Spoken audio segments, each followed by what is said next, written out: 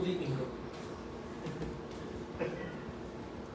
Okay, so ngayon pong umaga, buksan po natin ang ating pong mga Bibles sa 1 John chapter 4, verses 18 to 20. 1 John chapter 4, verses 18 to 20. At sabay-sabay po natin itong basahin. Okay? 1 John chapter 4, verses 18 to 20. Ready? Begin. There is no fear in love, but perfect love drives out fear. Because fear has to do with punishment. The one who fears is not made perfect in love. We love because He first loved us. Whoever claims to love God, yet hates a brother or sister, is a liar. For whoever does not love their brother and sister, whom they have seen, cannot love God, whom they have not seen. Pagpalain po ng Panginoon ang pagbabasa ng salita, tayo po ay manalangin. Nakilang Diyos sa umagang ito, bukas na inyong salita sa aming harapan. Pag-aaralan po namin ay tungkol sa pag-ibig. Dahil po na napakalawak ng topic na ito at ang namin pong mga pag-iisip at karunungan ay sobrang limitado para maunawaan ito. Kaya Panginoon kami humihingi ng karunungan, nawang ka na ng Espiritu ang bumabay sa amin, magturo sa amin, at tawa maunawaan ito namin ng mas malalim pa. At ito Panginoon ay may sagawa namin sa buhay namin. Samahan na kami, Panginoon, sa pag-aaral ng inyong salita. Ito aming dalangin sa pangalan ni Jesus. Amen. Sa tingin ninyo, anong nangyayari sa picture na to? Ano nangyayari na? Nag-drive? Ano pa? Ha? Nag-aagawan sa manibela, no? So, sa tingin ninyo, pagka may kasama kayo, ba kayo ang nag-drive, tapos may kasama kayo na nangingialam sa manibela, makakarating kaya kayo ng safe sa inyong pupuntahan? No. Diba? Tama. Or, makakarating kaya kayo, no? Palagi hindi kayo makakarating sa pupuntahan nyo at hindi rin kayo magiging safe sa pagdadrive pagka merong tao o kaya yung inyong passenger, no, ay laging, dito ang dito dapat ka mag-turn. Diba? Dito po sa Pilipinas, ay masyadong na-traffic, lalo na sa Metro Manila. No? Kaya, minsan, sa mga may sasakyan dito, pag pupunta kayo sa ibang lugar, minsan nag-grab na lang. Di ba? Para hindi hassle. Hindi ka maubusan ng gasolina. Or, ang isa pang problema sa Pilipinas, bukod sa traffic, ang hirap ng parking. Di ba? Pero, ano ang giging reaction natin, mga kapatid? Kung sakali, nag-book ka ng Grab, tapos ganito yung sasakyan na darating. Kita niya? Kita niya? Anong klaseng sasakyan niya? Dalawang manibela. No? So, sa tingin nyo, makakarating kayo sa pupuntahan ninyo, pagka tigisa kayo ng manibela ng kasama ninyo. Diba? Siguro tayo, sa mga lalaki, mabilis tayo mag-drive, sa mga babae, may mga mabibilis ding mag-drive. No? O, yung iba naman, masyadong maingat. No? Dahan-dahan. Yung iba naman ay mabilis mag-panic. No? Tarantahin. Diba? So, ang hirap siguro kung ganito yung darating sa iyo o susundo sa iyo na Grab. Lalo na kung ito ang darating. Okay, pareho may manibela. Nakakita na kayo ganitong sasakyan? Pareho may manibela sa pagkabila. Nakakita na ako niyan. No? Sa mga movies, ganyan pala yung ginagawa nila. No? Ang nagdadrive, yung mga nagdadrive ng pabalik, di ba ang galing nila? Ang nagdadrive pala, no? Meron palang driver dito sa likod. So, magugulat siguro tayo pagka ganito ang sasakyan na susundo sa atin. Di ba? At yun nga, gaya ng sinasabi ko, hindi siguro tayo makakarating sa pupuntahan natin kung ganito yung sasakyan. No? Kung may dalawang driver na opposite at gusto nilang pumunta sa kanilang direksyon. At may kanya-kanyang sariling diskarte. Di po ba? Alam niyo po, nung nakapunta po ako sa US, sa blessing ng Panginoon, lagi akong pinagdadrive ng ate ko. Siya ang nagdadrive. Pinagdadrive niya ako. Sabi ko sa ate ko, pwede mo ako naman. Kasi ang bakit naman drive, nahihirapan ako. Sabi niya, huwag mong kukunin ito, huwag ka magdadrive ito. Kasi, doon sa village nila, may rules. Kailangan yung may stop and go. Pagka nag-stop ka, dapat totally stop, hindi ka dapat nag-roll. Kasi huhulihin ka talaga ng pulis. Kaya sabi niya, huwag kang magdadrive dito kasi baka mahuli ka ng pulis, ang laki ng fine dito. So, parang hindi ako mapakali. Dahil nga, gusto ko ako nagdadrive. Pero, na-realize ko na kung siya pag-driving ko, kaya ako mag-drive, safe ako. Hindi ako mahuhuli, hindi ako lalaro sa mga rules. At baka karating kami ng safe dun sa pupuntahan namin. Okay? So ano mo gusto kong iparating sa bawat isa sa atin pagdating sa pagdadrive? Sa buhay po natin, sanay tayo na ang nagdadrive ng buhay natin ay tayo. Di ba? Ipaplano tayo, ganito gusto kong gawin, ganito gusto kong marating. No? Ganito ang gusto kong pa-achieve after 5 years, ganito ang gusto kong mangyari sa buhay ko, sa pamilya ko, sa trabaho ko. Di ba? Sa pag-aaral ko. At minsan nag-struggle po tayo.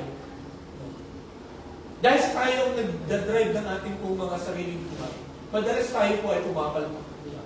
Marami tayong mali na nangyayari. Nakakapunta tayo sa mga lugar na hindi dapat nating puntahan. No? Na at the end of the year, parang sinasabi natin, ba't ba ako nakapunta doon? Bakit ko ba namit pa yung taong yun?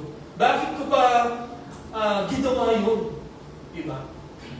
Ngayon mga kapatid, ang gusto ko pong makita natin, as we study about the love of God,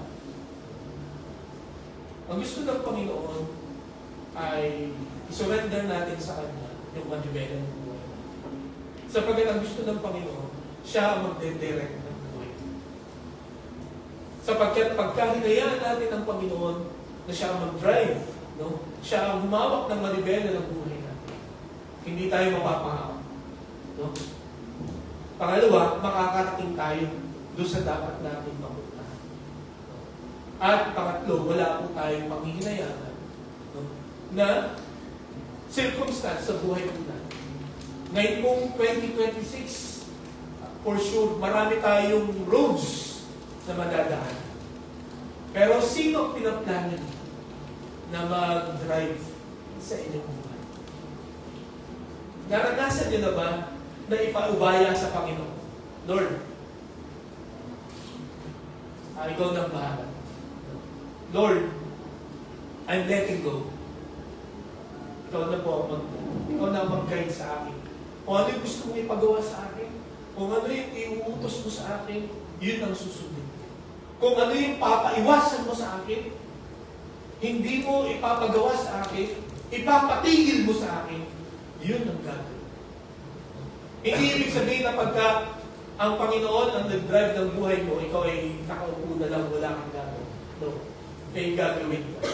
May iuutos ang Panginoon na gawin mo. At may iuutos siya na huwag mong gawin. Ngayong umaga, at ngayon buwan ito, ang ating pong pag-uusapan ay compelled by His love. No? Compelled by His love. Nahikayat, no? Ng pag-ibig ng Panginoon. Okay? Ng kanyang pag-ibig. Ito po, title nito ay galing sa 2 Corinthians chapter 5, verse 14. Basahin nga po natin. Ready? Begin. For Christ's love compels us, because we are convinced that one died for all, and therefore all died. Pansinin niyo po yung Christ's love compels us. No? Ang motivation po ni Apostol Pablo kung bakit siya naglilingkod sa Panginoon. No? Ang kanyang pong motivation kung bakit nagbabahagi siya ng salita ng Panginoon. Kung bakit hindi siya mapigilan. It's because of the love of Christ. Dahil sa pag-ibig ng Panginoon sa kanya. At ngayon umaga mga kapatid, hanggang hindi po natin naiintindihan ang tunay na pag-ibig ng Panginoon, we will never be compelled, no, in sharing and in serving the Lord. Itong ginagawa natin ito, lahat ng mga plan, magiging plano natin, makakalimutan natin na. No? By the way, ang ibig sabihin ng to be compelled means to be pushed forward to a narrow path. No? Yan po ang ibig sabihin niya sa original language sa Greek. No? Nung to be compelled or nung compels me, to be pushed forward to a narrow path. Parang ang picture nito, ikaw ay dadaan sa isang masikip na iskinita. No? Kailangan mong dumaan. No? Kailangan mo punta doon sa kabila. Kaya ang gagawin mo, isisiksik mo talaga yung sarili mo. Pipilitin mo talaga. No? Palilitin mo yung tiyan mo. No? Talagang gagawin mo lahat ng paraan para makadaan ka doon. Yun ang ibig sabihin ng compel. No? Talagang sisikapin mo palitin, squeeze, no? Yung iyong katawan para makalampas. So, ang ibig sabihin niya Apostol Pablo, no, he has an irresistible driving force or motivation to share the Word of God because God's love, Christ's love, compels. Ang pag-ibig ng Panginoon ang nanghihikayan sa atin. Hindi yung utos niya, no? Hindi yung warnings niya, no? Hindi yung parusa niya. Ang dahilan ba't ako naglilingkod sa Panginoon? I'm serving the Lord because of His love. Ha? Kapatid, sa inyo po mga motivations, sa inyo mga ginagawa, what compels you? What compels you to go to church? What compels you to read the Bible, no? To pray, and to share the gospel to others? Dahil ba sinabi ni Pastor? Dahil ba yung activity ng church? No? O dahil sa papaluin ka ng Panginoon pagka hindi mo ginawa yan? Madalas ganun ang ating motivations. Di ba? But, na-experience nyo na ba na gawin mo ito, mga bagay na ito, sundin ng Panginoon dahil sa nakakamanghang pag-ibig ng Panginoon sa atin. Si Apostol Pablo, mga kapatid, kung inyong titingnan kung gaano siya kasama, no? Ang sabi niya, I am the chief sinner. No? I am the worst sinner. Yun ang sabi niya. And yet, ang sabi niya, God has been gracious to me. He loved me in spite of who I am. Di ba? Di ba? Pagka ganun ang tawag dito, minahal ka ng Panginoon o minahal ka ng isang tao, maging sino ka man,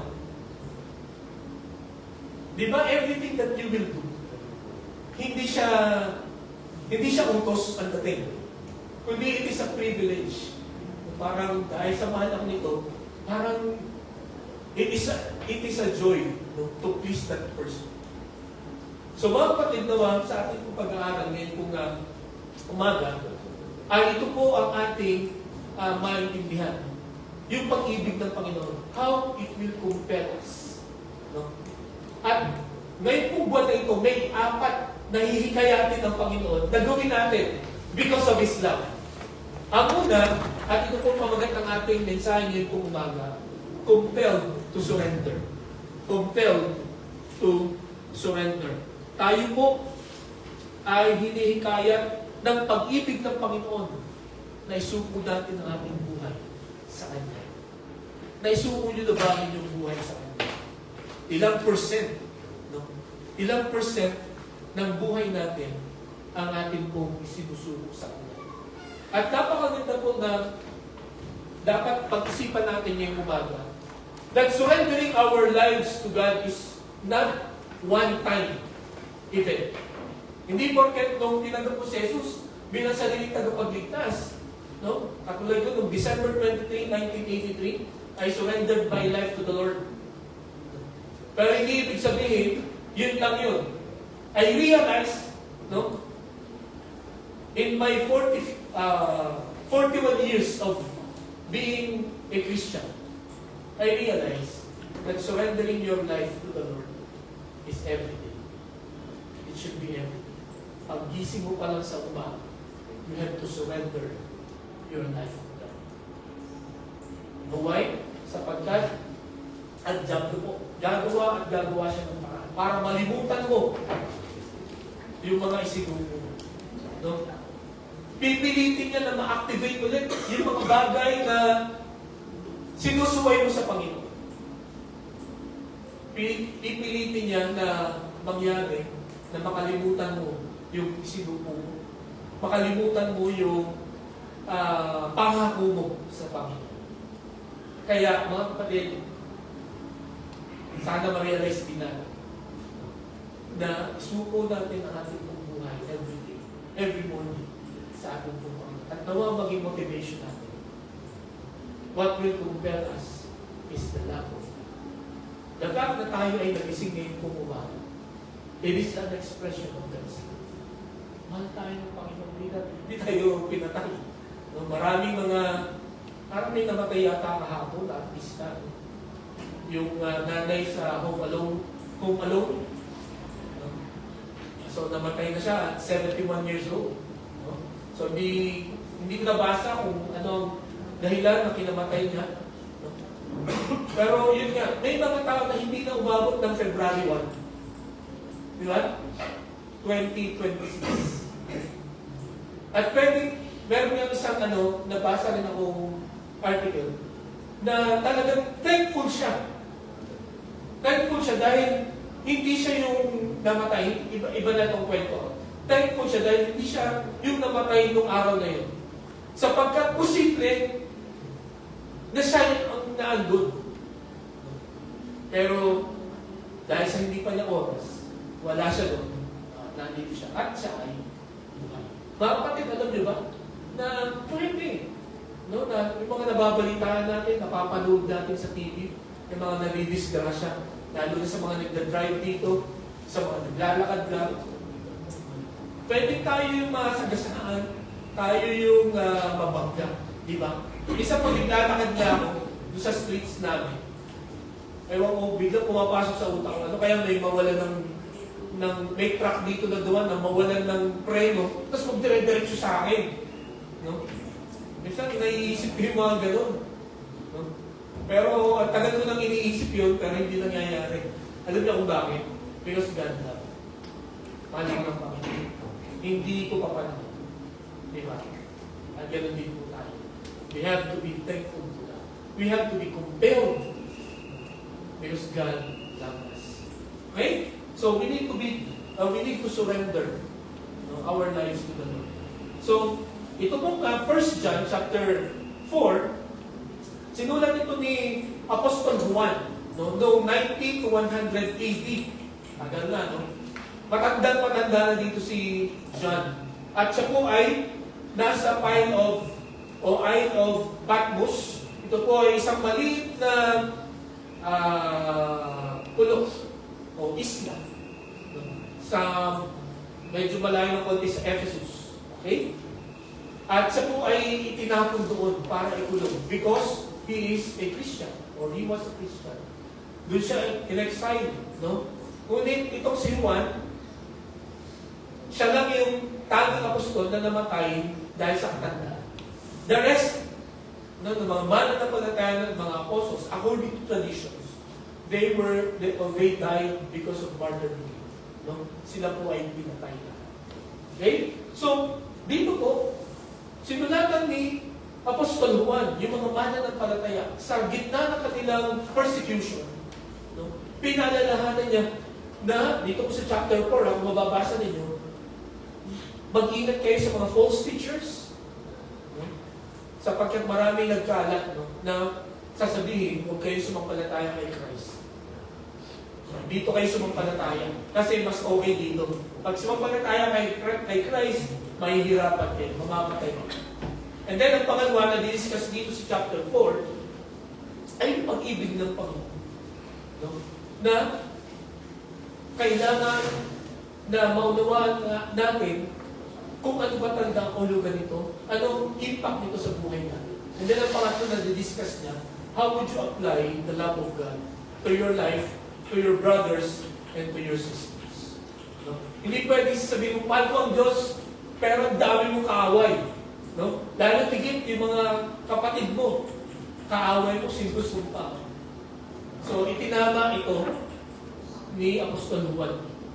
Okay? So, ngayon po nga, umaga, for us, no, to be compelled sa pag-ibig ng Panginoon, no, na isuko ang ating buhay sa Panginoon, we need to know who the Lord is. No, sino ba itong Lord din? Ano bang klaseng pag-ibig meron siya? Okay? So, meron tatlong compelling reasons why we should be compelled to surrender. Ang una, the picture of His love. Kailangan malaman natin, ano ba yung itsura ng pag-ibig ng Panginoon? Okay. Kung titignan natin ang 1 John chapter 4, verse 19, basahin natin natin. Ready? Begin. We love because He first loved us. We love because He first loved us. Marunong tayo magmahal o nagmamahal tayo sapagkat una niya tayong minahal. So, ano ba ang ibig sabihin ito? The picture of His love, ang una, it redeems. Ano? Ito po ay nagliligtas. Ang pag-ibig ng Panginoon ay nagliligtas. No? Hindi kanya hahayaan na mapahamak. No? Dahil mahal tayo ng Panginoon, iniligtas na tayo sa tiyak na kapahamakan. Paano? Ang sabi sa Romans chapter 5, verse 8, but God demonstrated His own love for us in this, while we were still sinners, Christ died for us. This verse is very familiar, no, sa atin.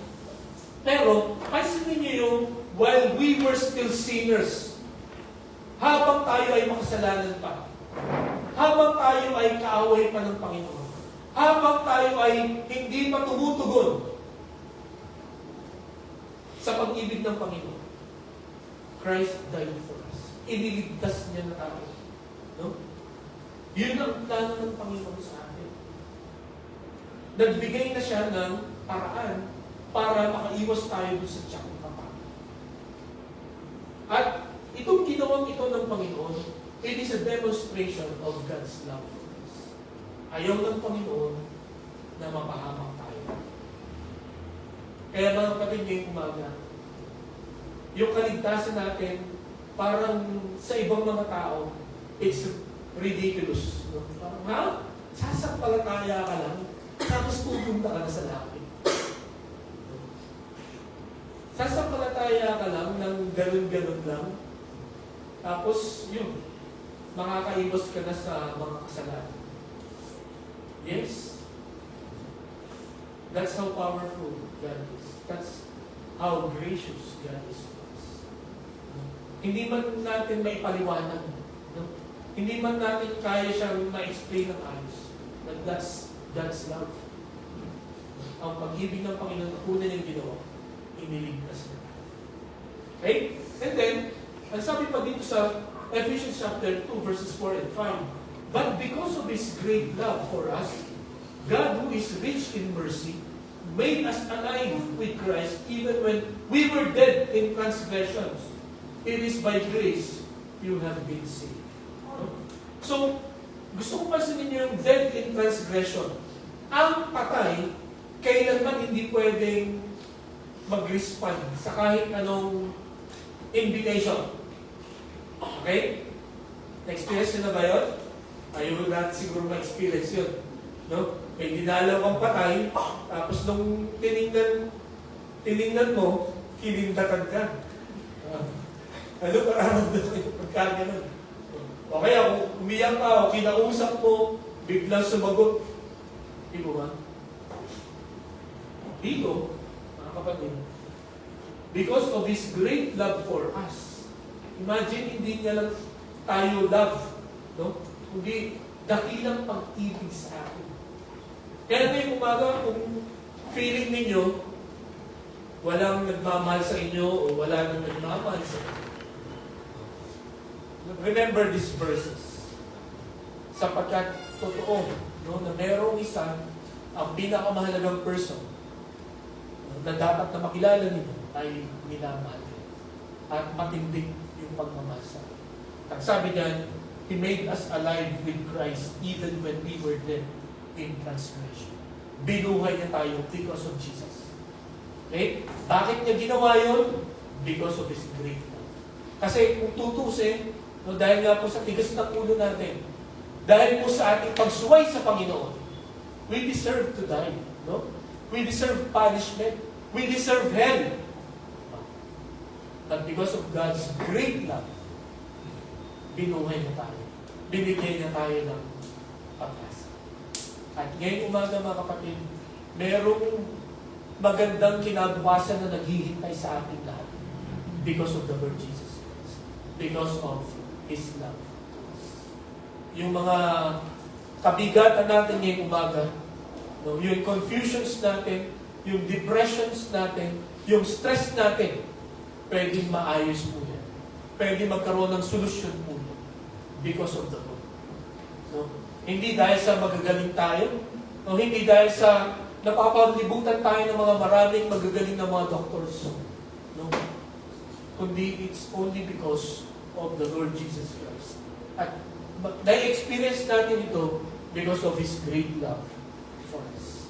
So mga kapatid, ngayong umaga, ito po ang gusto kong makita natin. The picture of His love, it redeems. Nagliligtas ito, no? Sa tiyak na kapahamakan. At alam niyo po ba na pwede natin i-pattern yung pag-ibig natin, no? Sa pag-ibig natin sa ating kapwa. No? Paano tayo magmahal? Yung bang pag-ibig natin nagliligtas? No? O nagpapahamak? No? Dahil sa pag-ibig mo, napahamak ka. Di ba? So mga kapatid, we need to be compelled, no, to surrender because of the picture of His love na ito ay nagliligtas. Ang pangalawa, it is relentless. God's love is relentless. Okay? Ano ibig sabihin ng relentless? Sabi diyan, we love because He first loved us. So, natuto tayong magmahal dahil minahal tayo ng Panginoon. At paano klase pagmamahal ang ginawa niya? Kaya tayo natuto ng magmahal. Ang sabi dyan, ang ibig sabihin ng relentless, basahin nga po natin, ready, begin. It never gives up, never runs out, and stays constant even when we wonder. It is a love that pursues us until we surrender. Wow, ang lupit ng pag-ibig na to, no? Kung sa mga single ladies dito, kung may manliligaw sa inyo ganito, sasagutin nyo ba?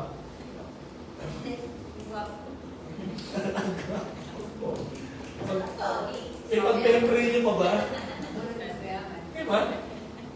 He never gives up, never runs out, and stay constant, even when we wonder. No, kahit na ikaw ay mawala, pawala-wala ka, andyan pa rin siya. Ano? Mahal ka pa rin niya. Diba? It is a love that pursues us until we surrender. Biro nyo yun? Kung talagang kahit na pagtaguhan mo, kahit na suwayin mo, kahit na hindi ka na maniwala, mahal pa rin tayo ng Panginoon. At patuloy tayong mamahalin hanggang sa sumuko na tayo sa pag-ibig ng Panginoon. God's love is relentless. Mga kapatid, walang taong na sa Panginoon lang talaga natin ito ma-experience. Kaya nga, huwag na huwag tayong aasa sa pag-ibig ng tao. No? Huwag na huwag tayong matutuwa. No?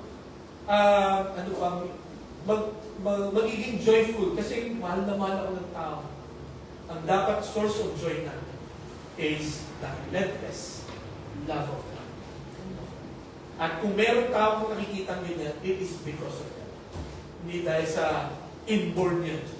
No? At kung ikaw ay ganitong magmahal, relentless, galing yan sa Panginoon. No?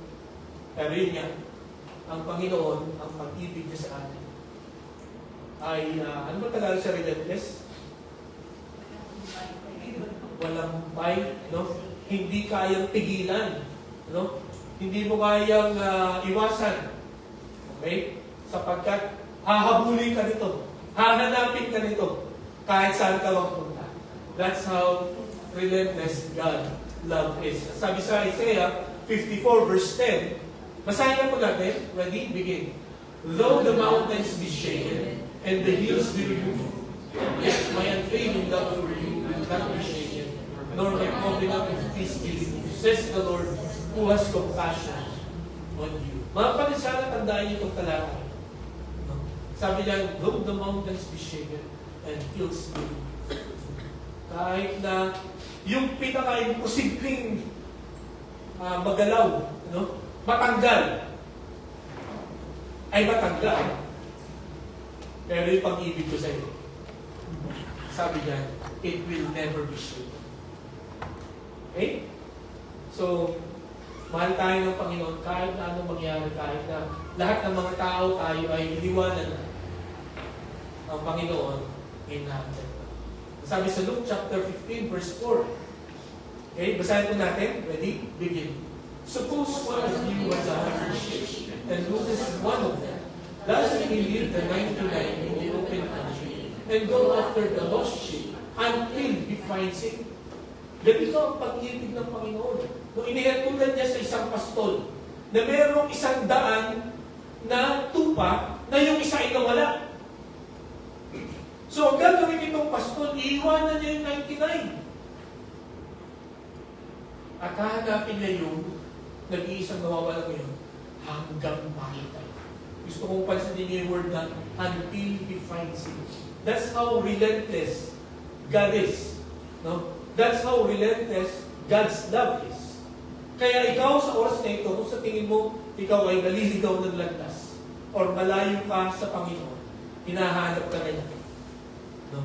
Inaabot ka niya. At I'll tell you this, hindi siya titigil hanggat hindi ka niya nakikita. Hindi siya titigil hanggat hindi ka niya nahuhuli. At hindi siya titigil hanggat hindi ka niya naibabalik sa kanya. Hindi kanya naibabalik sa kanya. Okay? Hindi ka papabayaan ng Panginoon. Kahit na matitigas madalas ang ating mga ulo.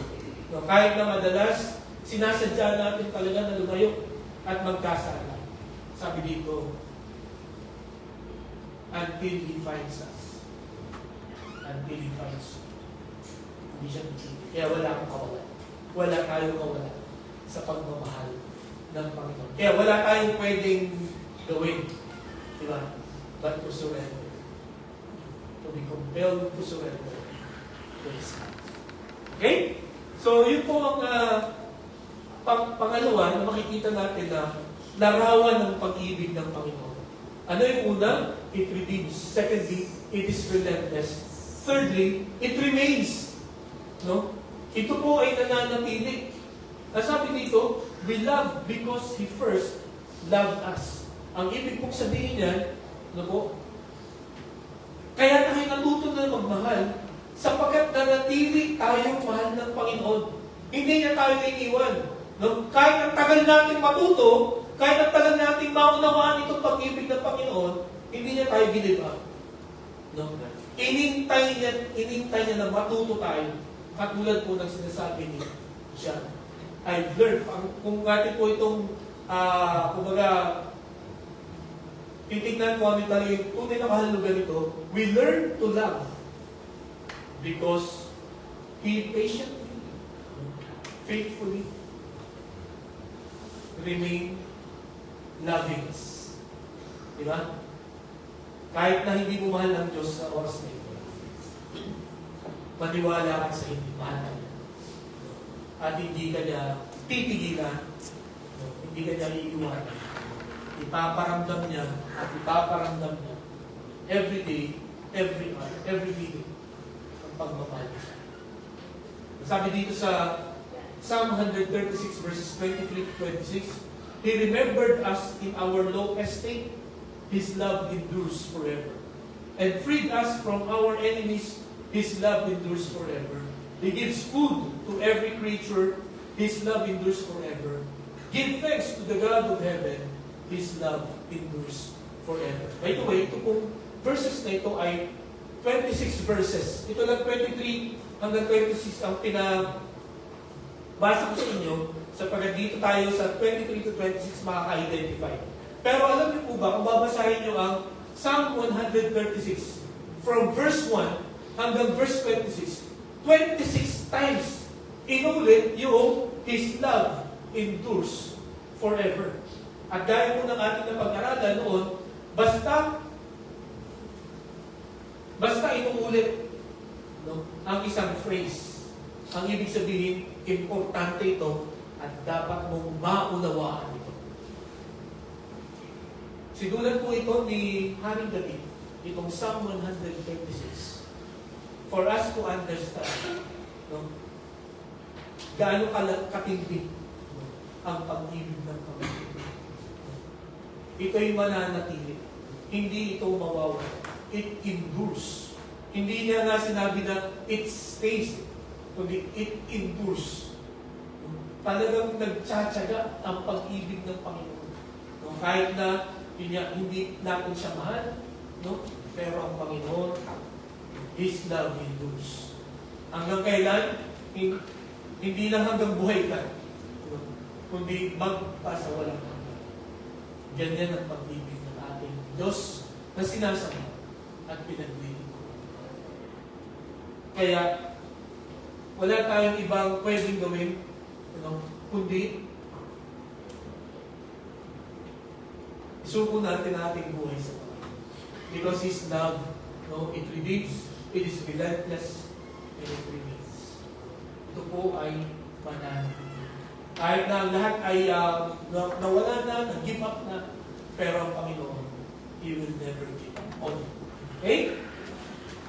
Ang pangalawa, hindi lamang yung picture ng pag-ibig niya, no? Kundi ang pangalawang compelling reason kung bakit kailangan nating mahikayat na isuko ang buhay natin sa Panginoon, hindi lamang because of the picture of His love, but secondly, the power of His love. No? Ang kapangyarihan ng pag-ibig ng Panginoon. Okay? Ang una, sabi niya sa verse 19, we love because He first loved us. Whoever claims to love God, yet he is a brother or sister, is a liar. For whoever does not love their brother and sister, whom they have seen, cannot love God, whom they have not seen. Ano gustong ituro dito sa verse 20? No? Ni Apostle John. Whoever claims to love God, yet hates a brother or sister, is a liar. Okay. Ang ibig kong sabihin niya dito, kung sinasabi mo mahal mo ang Panginoon, dapat mahal mo rin ang kapwa mo. No? Ilan ba yung mga kaaway natin ngayon? Ilan yung mga kagalit natin ngayon? No? Ilan yung ayaw natin makita kahit anino? Yung makita ko ng anino, nasisira na yung araw. Meron ba? No? Meron ba mga tao na nang abuso sa atin, umargabyado sa atin? Who are those people?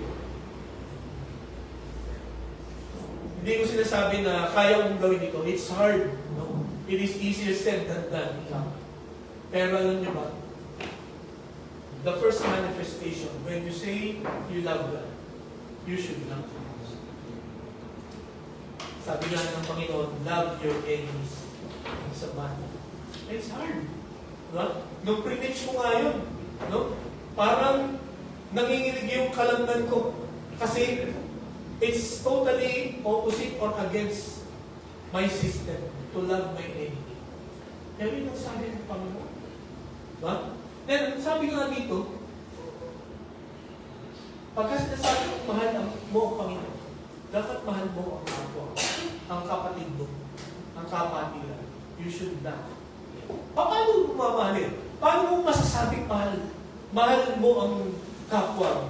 No? At paano ba natin masasabi na mahal talaga tayo ng Panginoon? Ano ba yung kapangyarihan ng pag-ibig niya? Okay, ito po. Ang una, the power of His love is the power to forgive. No? If you experience God's love, you will have the power to forgive. Right? Meron kang kakayahan na magpatawad. Diba? Marami akong napapanood sa TV ng mga action. No? At sabi ng isa, pagkawarin mo ako. O ang Diyos na nagpapatawad eh. Sabi nung nakatutok yung binarin niya, pasensya ka na, hindi ako Diyos. Sabi niya. So, totoo yun. Hindi talaga natin kaya magpatawad. Pero mga kapatid, if we experience the power of God's love, we will have the power to forgive. Ngayong umaga, ilan na ang mga napatawad Or struggle ba tayo dito? Ako, no, to be honest, I'm struggling sa pagpapatao. Maybe because I still don't understand the power of God's love. Kailangan ko pang hingin sa Panginoon ang kapangyarihan, ang kalakasan niya, para maintindihan ko ang Panginoon. Pero mga kapatid, once you experience the power of love, you will have the power of forgiveness. Bakit ko sinabi ko? Because God has forgiven us. Pinatawad tayo ng Panginoon. Di ba? Nasabi dito sa Lamentations chapter 3, verses 22 and 23. Basahin na po natin. Ready? Begin. Because of the Lord's great love, we are not consumed, for His compassions never fail. They are new every morning. Great is your faithfulness. Imagine, sabi dito sa verse 22, because of the Lord's great love, we are not consumed. Ito ang dahilan. Bakit buhay pa tayo ngayon? No? Ito ang dahilan kung bakit nakarating tayo na ligtas dito. Ito ang dahilan kung bakit magigising tayo bukas ng umaga. Ito ang dahilan kung bakit nakarating tayo sa 2026. Because of God's great love. We are not consumed. Hindi tayo nalikod. No? Hindi tayo pinatay ng Panginoon. Tapos, anong klaseng awa at pag-ibig ang meron siya? Ano? His compassions never fail. They are new every morning. Great is your faithfulness. Imagine, yung pag-ibig ng Panginoon, yung katapatan ng Panginoon. Laging fresh, laging bago, pagkagising mo sa umaga. Okay? So, bakit hindi ka masusuko kung meron ganitong pag-ibig na ma-experience ka buhat sa ating buhay? Diba? God forgave us. Yun ang kapangyarihan ng pag-ibig. Yun ang manifestation ng tunay na pag-ibig. You have the ability to forgive. Okay? And then, nasabi pa dito sa Psalm 103, verses 13 to 14, as a father has compassion on his children, so the Lord has compassion on those who fear Him. For He knows how we are formed. He remembers that we are dust. Okay? Ito ang dahilan kung bakit mahaba ang pasensya ng Panginoon sa atin. Ito ang dahilan kung bakit malaki ang pag-ibig ng Panginoon sa atin. Masabi sa verse 14, for He knows how we are formed. He remembers that we are dust. Tayo po ay galing sa alabok. Anong ibig sabihin? We are nothing. Wala po tayong pwedeng may pagpalaki. No? Kung tayo ay sisirain na ng Panginoon, wala na. Wala na tayo. That's it. Pero Panginoon, because of His great love, hinahabaan niya yung pasensya. Binibigyan niya tayo ng maraming pagkakataon. Diba ba? Bakit? Sapagkat alam niya kung saan niya tayo, paano niya tayo nilikha, saan tayo nakagaling. Wala tayong pwedeng pagpalaki. Wala tayong pwedeng irason sa Panginoon na pwede mo akong panatalihin. No? Hindi mo pwedeng sirain. Tayo po ay galing sa alabok na. Tayo natin pwede itapon anytime. Sapagkat tayo ay ganyan. Sabi ko sa inyo, sabihin ko, tayo ay dumi galing sa dumi. Sa dust. Okay? So, salamat sa Panginoon sapagkat ang Panginoon, ang trato sa atin ay anak. Like a father, siya po ay maaway. Okay? Kinakawaan tayo ng Panginoon because of His great love. So, yun po ang una na kapangyarihan ng pag-ibig. You will have the power or you will experience the power to forgive. Okay? And then ang pangalawa, you will have the power to fix or you will experience God's power to fix broken relationships. Broken relationships. Alam niyo po, dahil po tayo ay imperfect, marami po mga relationships natin ay nasisira. In fact, kahit nga yung mga mag-BFF, no? Yung matagal na magkaibigan, biglang along the way, biglang magkakagalit, no? Magkakalimutan, no? Magkakasira, magkakaaway. Diba? And sometimes, sabi nga nila, mas malala daw ang away ng magkaibigan kaysa yung kaaway mo na talaga. No? Mas malalim daw ang sugat mo. Diba? Pagka nagkaroon kayo ng problema. Pero mga kapatid, sa kabila ng ating mga imperfections, no? Sa kabila ng mga ganung nararanasan po natin, at sa oras na ito, I do not know kung how wounded your hearts are because of broken relationships.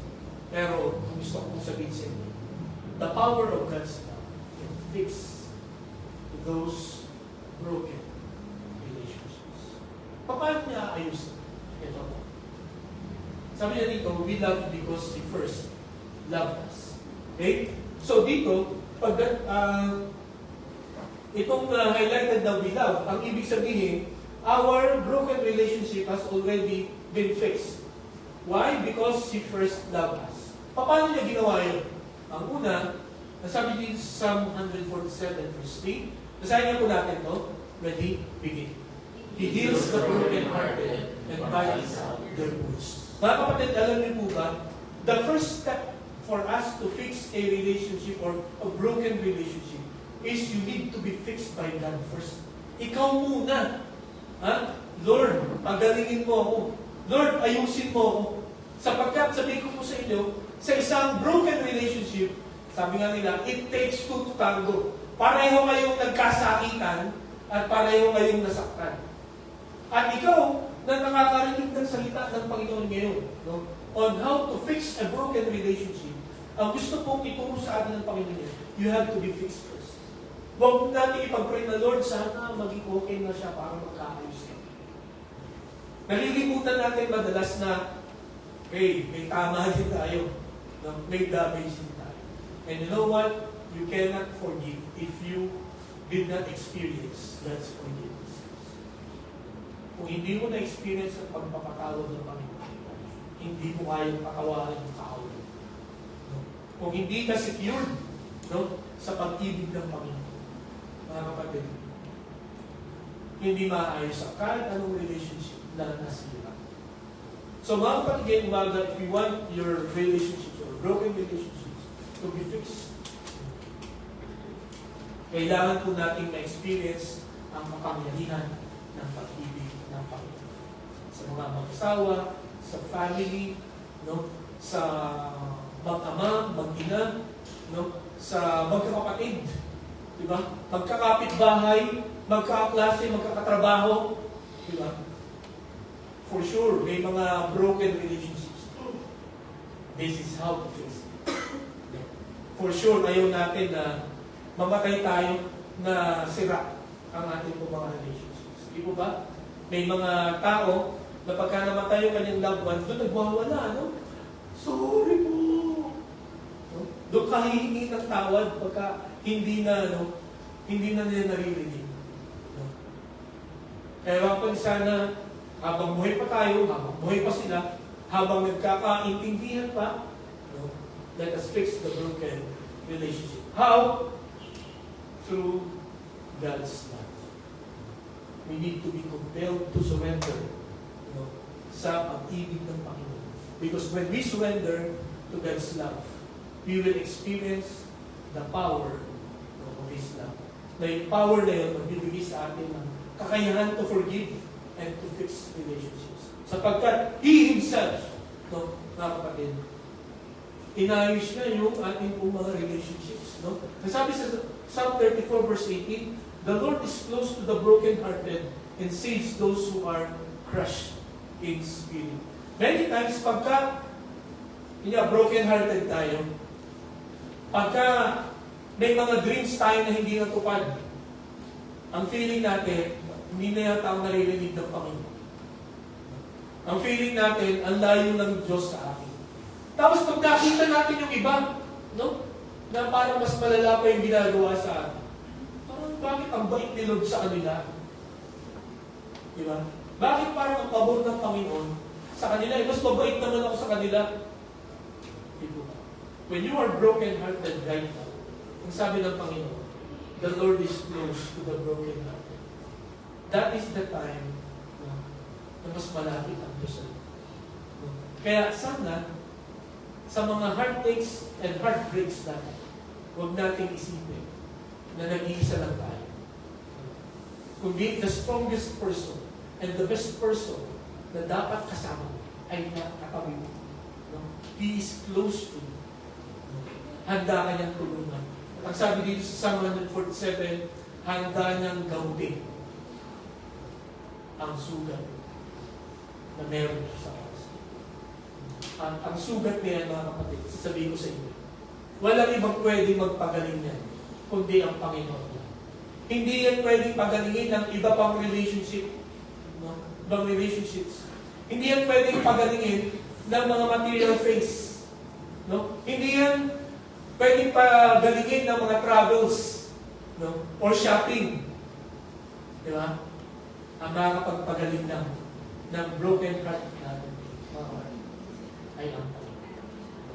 When we understand the love of God, when we understand the power of His love, maayos po ang ating mga moods.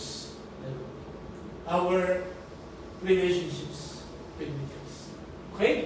And then, ang sunod, hindi lamang po the power to forgive, the power to fix broken relationship, but ang pangatlo, to free us from fear. The power of love, the power of His love, will give us power to free us from fear. Sabi dito sa 1 John chapter 4, verse 18 and 19, there is no fear in love. But perfect love drives out fear, because fear has to do with punishment. The one who fears is not made perfect in love. Dapat ipansin niyo ito, because fear has to do with punishment. Alam niyo po ba kung bakit lagi tayong natatakot? No? Ay, dapat gawin ko to kasi baka may punishment. Di ba? Baka hindi ako blessed ni Lord. No? Baka hindi ako sagutin ng Panginoon sa aking mga prayers pagka hindi ko ito ginawa. Ito ang gusto kong tandaan ninyo ngayong umaga nito.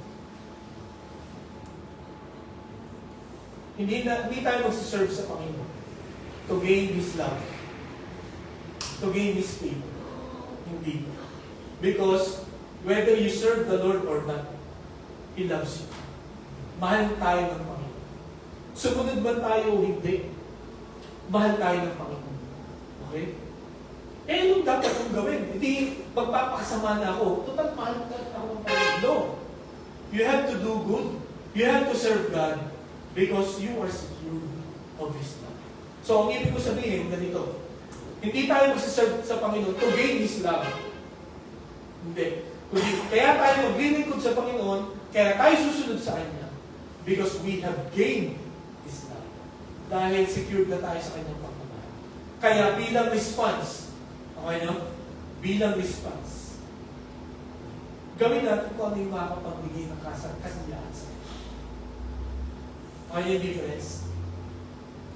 Hindi mo na magiging ang love ng Panginoon sa performance mo. Sapagkat, yun nga, perfect na ang love ng Panginoon sa atin. Pero dapat, gawin natin yung mabuti, gawin natin ang gusto ng Panginoon. Dahil alam natin, mahal tayo ng Panginoon. Kahit tayo magkamali, papatawarin tayo. Okay? At sana, mga kapatid, huwag natin abusuhin yun. Kasi ang tao na aabusuhin ang pag-ibig ng Panginoon, hindi niya talaga totoong kilala ang Panginoon. Katulad ng sinasabi dito kanina, no, sa John, 1 John chapter 4, verse 20, kung sinasabi mo, mahal mo ang Panginoon, pero galit ka sa kapwa mo, hindi totoo na kilala mo ang Panginoon. Di ba? Sapagkat yun ang automatic na dapat mangyari. Pagkaayos ang iyong relationship, vertically, magiging maayos din yung relationship mo horizontal. No? Hindi ibig sabihin, wala ka nang makakaaway, wala ka nang makakasabahan to. Makakaroon ka rin, pero maaayos yun. At ito nga, nasabi dito, when you understand and experience the love of God, then mawawala yung takot. Mawawala yung fear na baka parusahan ako nito. Kasi you are already secure sa pag-ibig. So kahit ano pang gawin ninyo, no, mahal tayo ng Panginoon. Okay? Abusuhin nyo man yan o hindi. No? Nasa sa inyo yun. No? Ang Panginoon, ang kanyang pag-ibig ay hindi, anong tawag dito sa klase ng pag-ibig?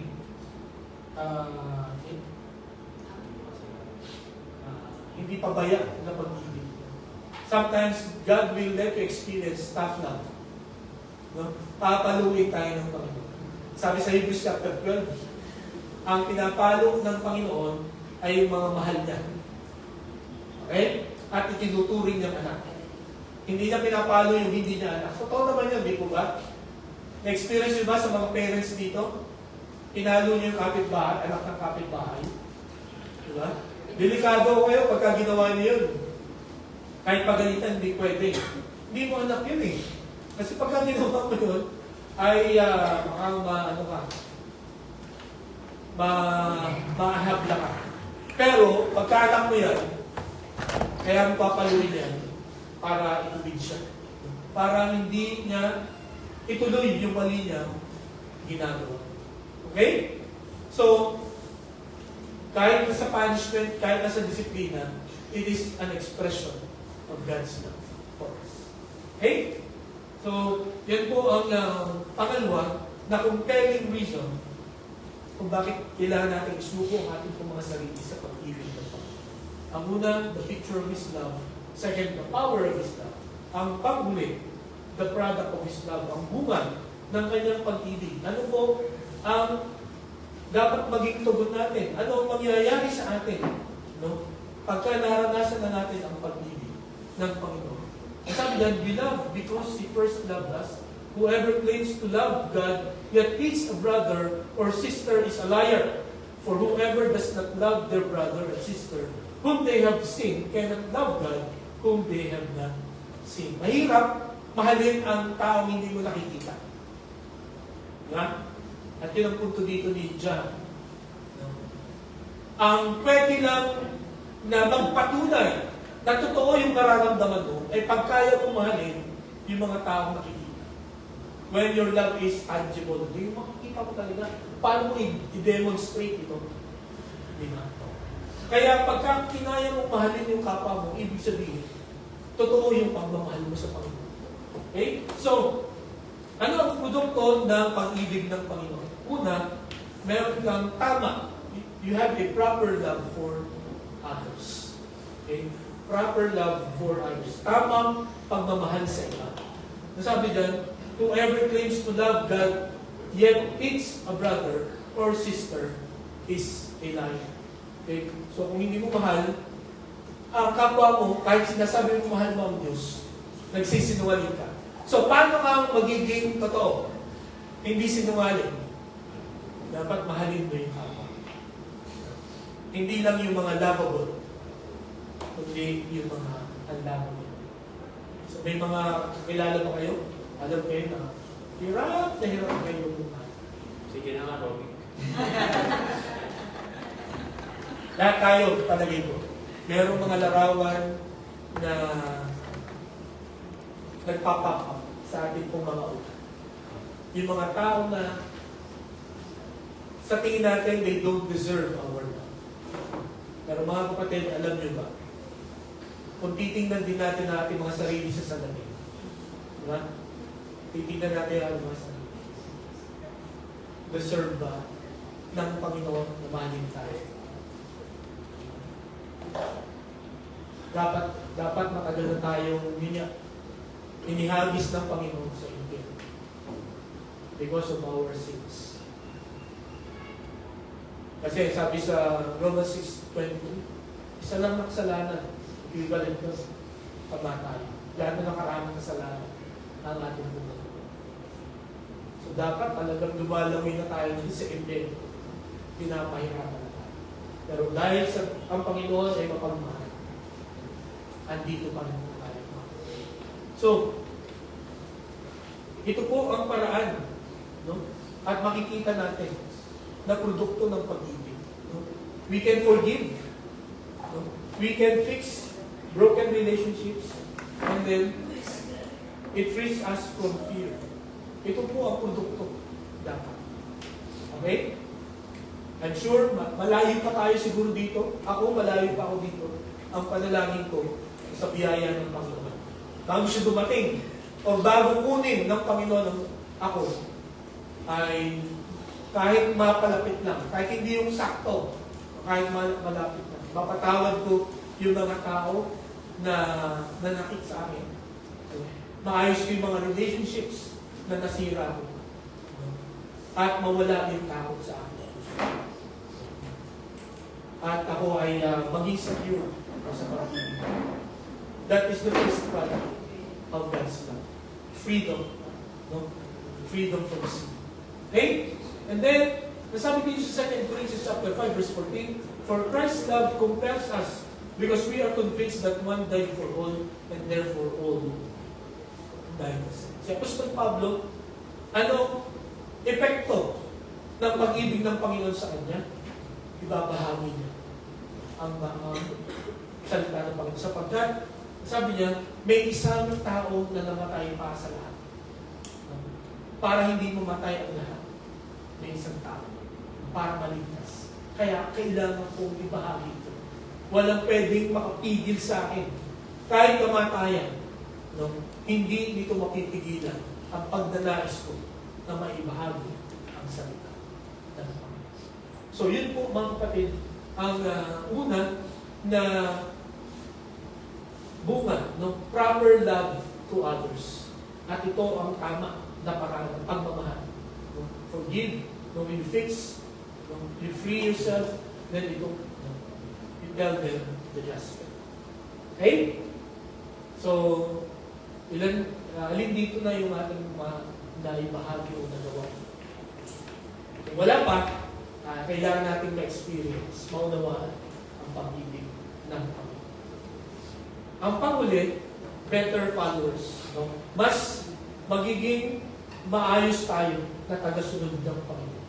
Sabi sa John chapter 13 verses 35, sabi niya, nasahin na po natin, ready? Begin. By this, everyone will know that you are my disciples if you love one another. Alam niyo po, minsan pagka narinig ko ang impressions ng mga hindi mananampalataya,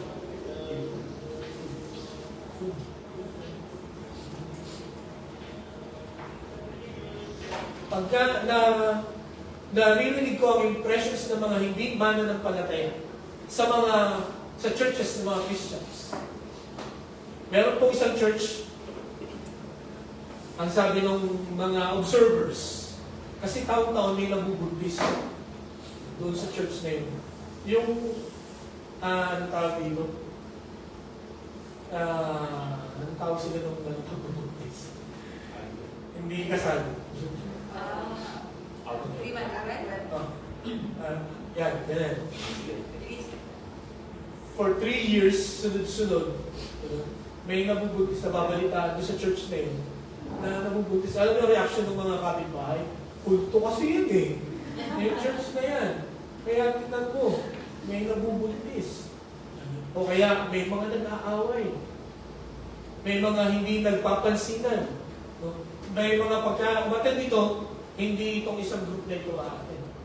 May mga and sadly, kahit sa Baptist churches or sa mga evangelical churches, ay maraming mga tingnan. Ang kapatid niya yung pag-umaga, as we study the love of God, sana, ito po ay matandaan mo na. Ito ang utos ng Panginoon sa atin. That we need to love one another. Kasi dito nila mapapatunayan na tayo po talaga ay tanusunod ng Panginoon. No? When we love one another. Okay? So, ngayong umaga, again, ang bawat isa sa atin ay hindi perfect. Ako ay hindi perfect. Marami akong weaknesses. May mga weaknesses tayong lahat. Darating ang point, sasabihin ko po sa inyo, na may masasabi yung sa atin na hindi masarap sa ating pamilya. Darating yung time na parang feeling natin,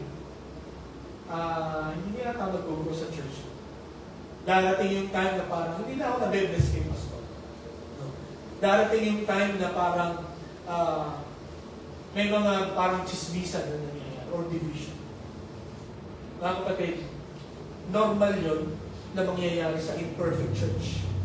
Pero, ang dapat po natin gawin, no, alalahanin, kaya sinabi ng Panginoon Jesus, that we need to love one another. Ano bang ibig sabihin nun? We need to forgive. We need to fix broken relationships. We need to be free from fear. Di ba? Sa pamamagitan lamang doon, may papakita natin na tayo po ay mga tunay, totoo, na mga tagasunod ng Panginoong Jesus. Kung tayo po ay marunong magpakumbaba, marunong po tayong magpatawad sa isa't isa. Sana mga kapatid ay ang mga puntos na ito at ang mga talatang ito na nakita natin ngayon sa umaga will tell us na napakahalaga sa church, no?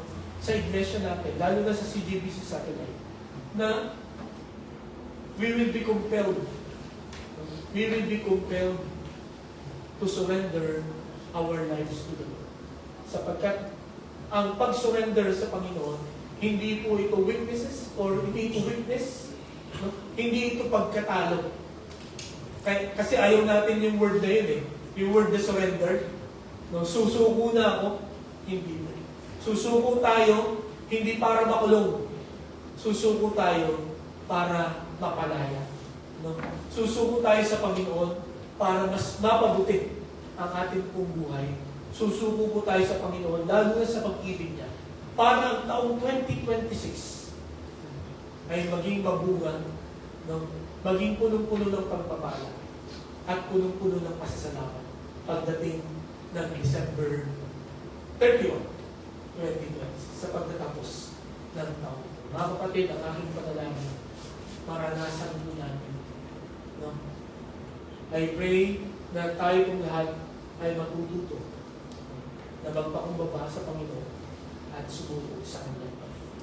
Tayo po manalangin. Dakilang Diyos, salamat po sa salita mo na aming pong narinig. It's hard to understand. At ito rin po, Panginoon, ay masakit na pakinggan. Sapagat marami kaming mga iniipon na galing sa puso namin. Marami kaming pains, wounds na nasa puso namin. Pero salamat, Lord, sa comfort ng iyong salita. Salamat sa dakilang pag-ibig na hanggang sa oras na ito ay aming nararanasan. At I'm sure, katulad ng sabi ng Psalm 136, your love will endure forever. O Panginoon, kulang ang kaalaman namin para maunawaan ang lawak ng inyong pag-ibig. Ang dalayan ko po, Panginoon, sa payak na aming pagkaalam, kami, Panginoon, ay magkaroon ng panibagong sigla at lakas na patuloy na maglingkod sa inyo, magtapat sa inyo. Gawin, Panginoon, kung ano ang gusto mo at magbibigay po ng kasiyahan, Panginoon, sa inyong kalwalhatian. Sapagkat naranasan namin ang kamangha-manghamang Panginoon. Help us, Lord, to surrender to you and to your love. Ito aming dalangin sa pangalan ni Jesus. Amen.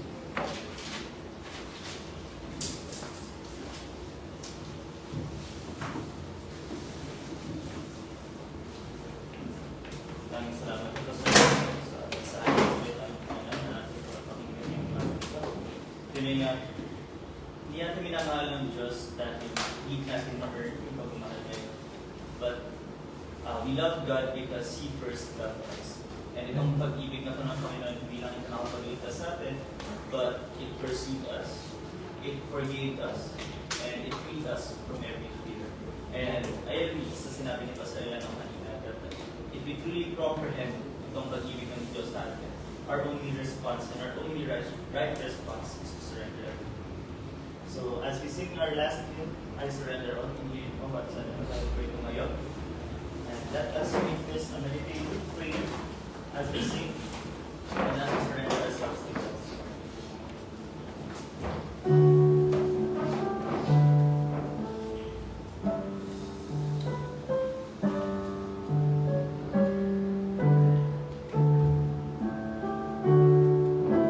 And now, sing.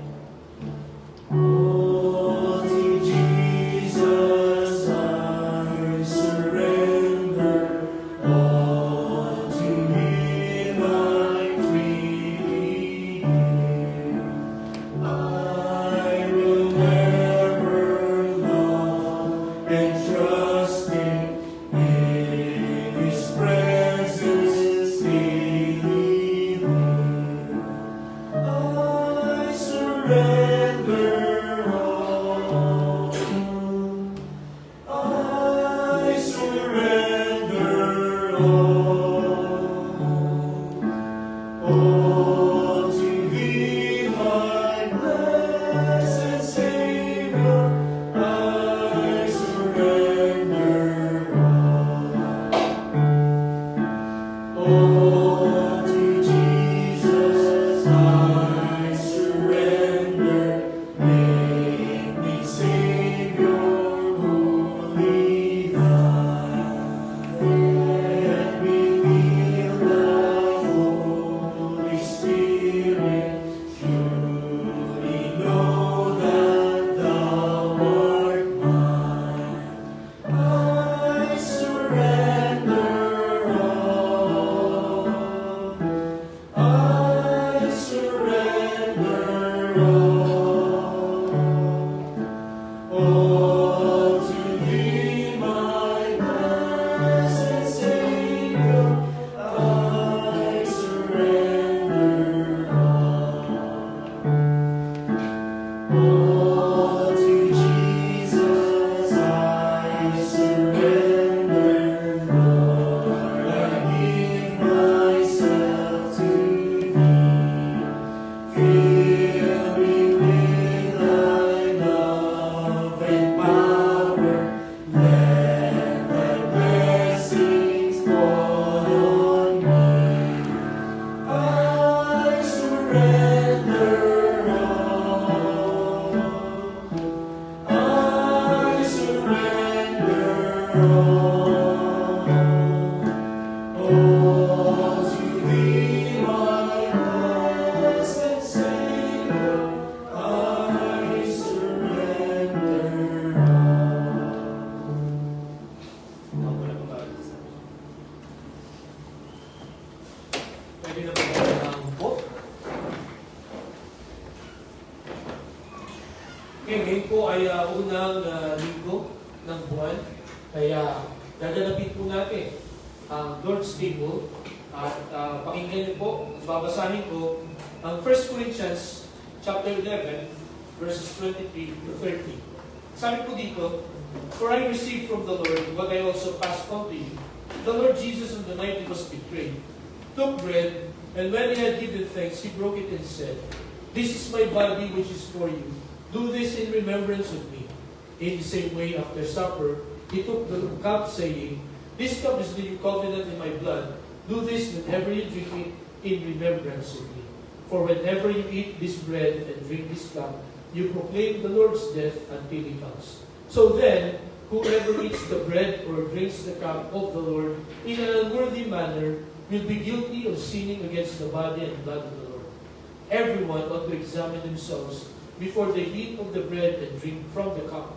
For those who eat and drink without discerning the body of Christ eat and drink judgment on themselves. This is why many among you are weak and sick, and a number of you have fallen asleep. The Lord bless the reading of His Word. Ngayon po ay pagkakataon ulit para alalahanin natin, magbalik tanaw tayo sa sakripisyo na ginawa ng Panginoong Jesucristo 2,000 years ago para iligtas po tayo sa ating mga kasalanan, bigyan tayo ng buhay na walang hanggan, baguhin ang ating pong buhay habang tayo nabubuhay dito po sa mundo ito. At salamat sa Diyos sa kanyang salita natin pong pinag-aralan ngayon. Because this reminds us kung gaano kalaki, kadakita ang pag-ibig ng Panginoon, gaano katindi ang sakripisyo na ginawa ng Panginoon sa bawat isa sa atin.